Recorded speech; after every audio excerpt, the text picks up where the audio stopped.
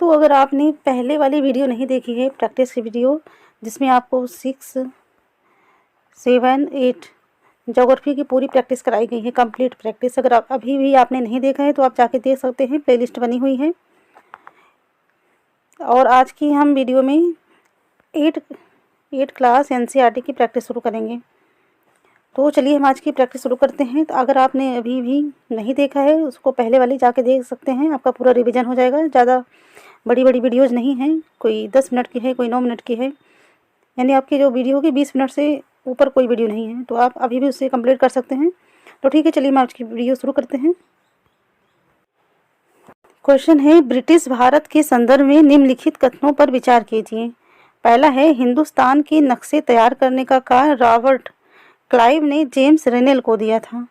दूसरा कथन है, रॉबर्ट क्लाइव भारत का प्रथम गवर्नर जनरल था। तीसरा है, भारत का अंतिम गवर्नर जनरल लॉर्ड माउंटबेटन था। उपयुक्त कथनों में से कौन से सही हैं? ए है केवल 1 और 2, बी है केवल 2, सी केवल 2 और 3, डी 1, 2 और 3। बताइए इनमें से कौन से कथन सही हैं? उत्तर होगा इसका सी, 1 और 3। पहला सही है और तीसरा भी आपका सही है, दूसरा जो है गलत है। तो देखिए रॉबर्ट क्लाइव ने जेम्स रेनेल को हिंदुस्तान के नक्शे तैयार करने का कार्य सौंपा था, यह सही है। रॉबर्ट क्लाइव भारत का प्रथम गवर्नर जनरल था, तो रॉबर्ट क्लाइव नहीं था बल्कि वारेन हेस्टिंग्स जो था गवर्नर जनरल था। कौन था? वारेन हेस्टिंग्स भारत का पहला गवर्नर जनरल था, और रॉबर्ट क्लाइव जो था यह बंगाल का गवर्नर था। और आपका जो तीसरा कथन है, भारत का अंतिम गवर्नर जनरल माउंटबेटन था, तो यह सही है। अगला प्रश्न देखते हैं। क्वेश्चन है, a history of British India. A history of British India यानी ब्रिटिश भारत का इतिहास नामक पुस्तक निम्नलिखित में से किसके द्वारा लिखी गई? ए है जेम्स मिल, बी है जेम्स रेनेल, सी है वारेन हेस्टिंग्स, डी है इनमें से किसी के द्वारा नहीं। तो बताइए ए हिस्ट्री ऑफ ब्रिटिश इंडिया किसके द्वारा लिखी गई थी?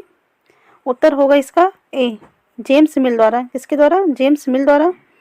और जो जेम्स मिल थे ये 1817 में स्कॉटलैंड के अर्थशास्त्री और राजनीतिक दार्शनिक मिल ने 3 विशाल खंडों में ए हिस्ट्री ऑफ ब्रिटिश इंडिया नामक पुस्तक लिखी थी। कब लिखी थी? 1817 में। और जो इस किताब में उन्होंने भारत के इतिहास को 3 खंडों में बांटा था, हिंदू, मुस्लिम और ब्रिटिश।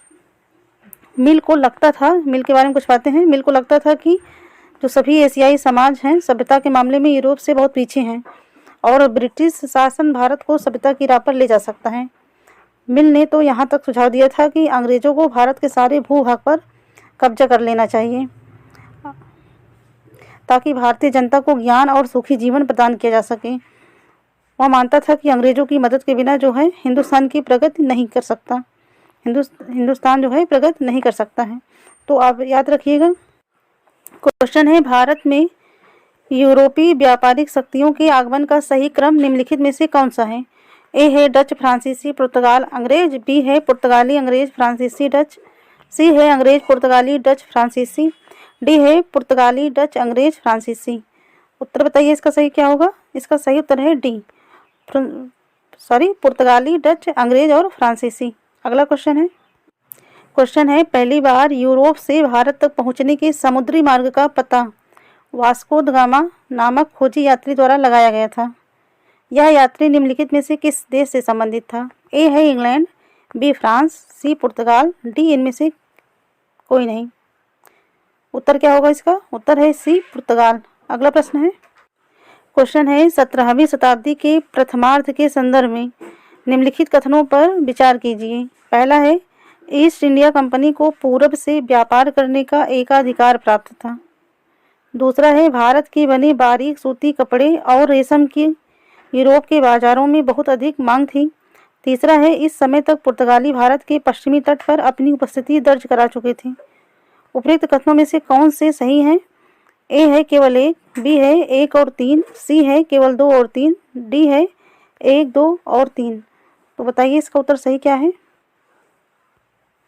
उत्तर होगा इसका डी, 1, 2 और 3। ये तीनों कथन जो है सही हैं, पहला, दूसरा और तीसरा।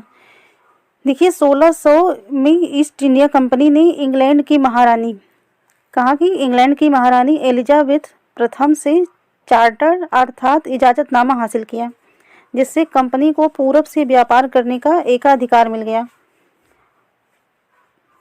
इसका अर्थ था कि इंग्लैंड की, कहाँ की, इंग्लैंड की कोई और व्यापारिक कंपनी इस इलाके में ईस्ट इंडिया कंपनी से होड़ नहीं कर सकती थी।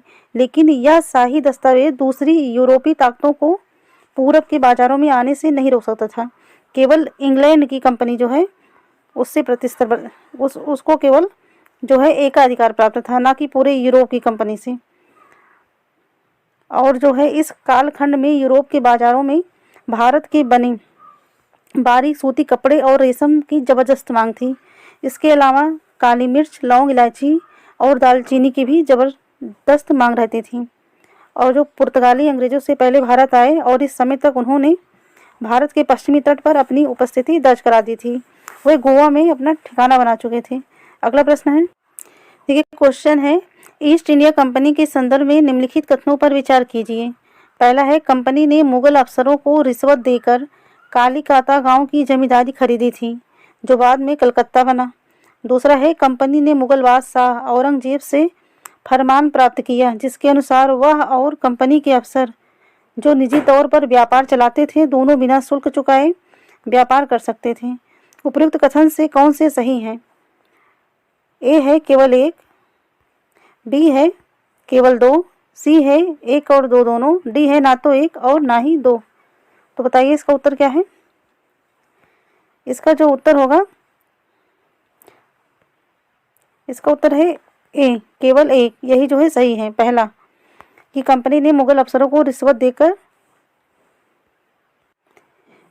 देकर कालीकाता गांव की जमींदारी खरीदी थी, जो बाद में कलकत्ता बना।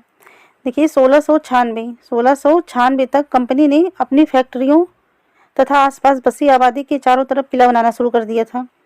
2 साल बाद उसने मुगल अफसरों को रिश्वत देकर 3 गांवों की जमींदारी भी खरीद ली थी। इनमें से एक गांव कालीकाता था, जो बाद में कलकत्ता बना।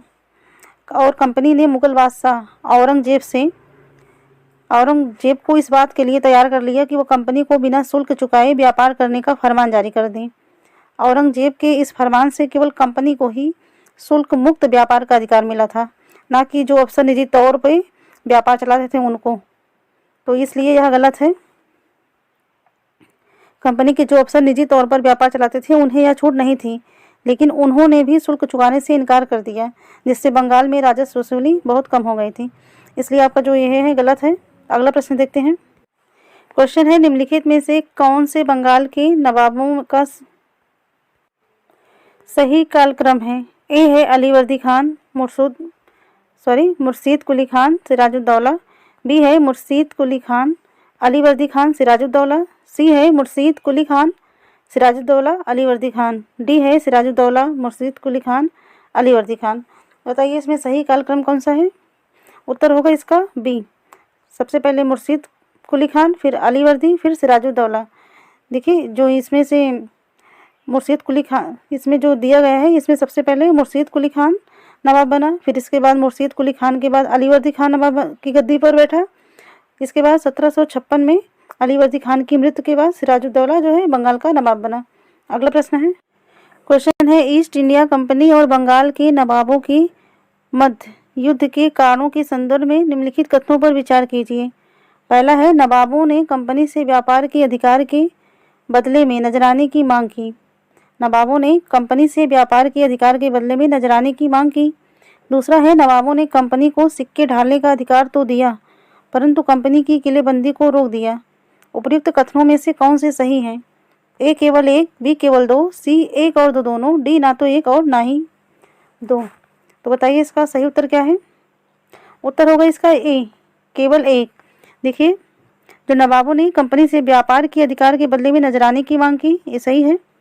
नवाबों ने कंपनी को सिक्के ढालने का अधिकार तो दिया, परंतु ये गलत है, क्योंकि नवाबों ने क्या किया था, उन्होंने कंपनी को सिक्के ढालने का अधिकार नहीं दिया और उसकी जो किलेबंदी को बढ़ाने से रोक दिया था। ना तो सिक्के, ये तो जो किलेबंदी को रोक दिया ये तो सही है, लेकिन जो सिक्के ढालने का अधिकार तो नहीं दिया था, सिक्के ढालने का अधिकार भी नहीं दिया था, और बल्कि कंपनी पर धोखाधड़ी का आरोप लगाते हुए उन्होंने दलील दी कि उसकी वजह से बंगाल सरकार की जो राजस्व वसूली कम होती जा रही है और नवाबों की ताकत कमज़ोर पड़ रही है। अगला प्रश्न देखते हैं। प्रश्न है, प्लासी के युद्ध के संदर्भ में निम्नलिखित कथनों पर विचार कीजिए। पहला है, इस युद्ध में रॉबर्ट क्लाइव ने कंपनी की सेना का नेतृत्व किया। दूसरा है, सिराजुद्दौला के सेनापति मीर जाफर की टुकड़ियों ने इस युद्ध में हिस्सा नहीं लिया। तीसरा है, इस युद्ध के बाद सिराजुद्दौला को मार दिया गया तथा मीर जाफर को नवाब बनाया गया। उपयुक्त कथनों में से कौन से सही हैं? ए केवल 1 और 2, बी केवल 2 और 3, सी केवल 3, डी 1, 2 और 3। तो बताइए इसका सही उत्तर क्या है?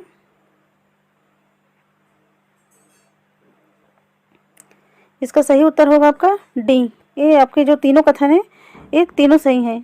तो बताइए प्लासी का युद्ध जो है कब हुआ था? प्लासी का युद्ध 1757 में हुआ। इसमें बंगाल के नवाब सिराजुद्दौला के खिलाफ रॉबर्ट क्लाइव ने कंपनी की सेना का नेतृत्व किया और इस युद्ध में सिराजुद्दौला की हार हुई थी। सिराजुद्दौला के सेनापतियों में से एक जो मीर जाफर था, मीर जाफर की टुकड़ियों ने कंपनी का साथ देते हुए इस युद्ध में हिस्सा नहीं लिया, तो उसकी हार का बहुत बड़ा, जो सिराजुद्दौला की हार का बहुत बड़ा कारण था।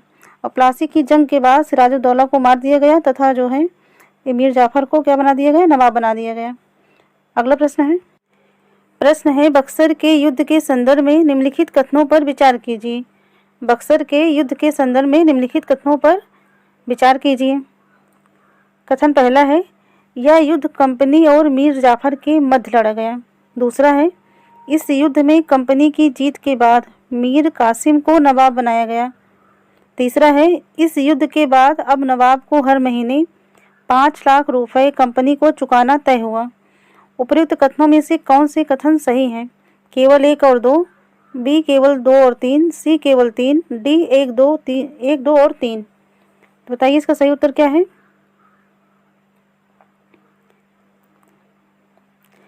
इसका सही उत्तर होगा सी केवल 3। इस युद्ध के बाद अब नवाब को हर महीने 5 लाख रुपए कंपनी को चुकाना तय हुआ। यह कथन जो है सही है। पहला गलत क्यों है? यह युद्ध कंपनी और मीर जाफर के मध्य हुआ, जिन्हें यह युद्ध कंपनी और मीर कासिम के मध्य हुआ था। और इस युद्ध में कंपनी की जीत के बाद, ठीक है, इस युद्ध में कंपनी की जीत हुई के बाद मीर कासिम को नवाब बनाया गया। मीर कासिम को नहीं, मीर जाफर को। किसे? मीर जाफर को नवाब बनाया गया, इसलिए गलत है। अगला प्रश्न है, तो ठीक है, आज की प्रैक्टिस हम यहीं तक रखते हैं। इसके आगे हम नेक्स्ट वीडियो में देखेंगे। वीडियो अगर अच्छी लग रही है तो लाइक करें, शेयर करें, चैनल पर नए हैं तो सब्सक्राइब करें। Thank you.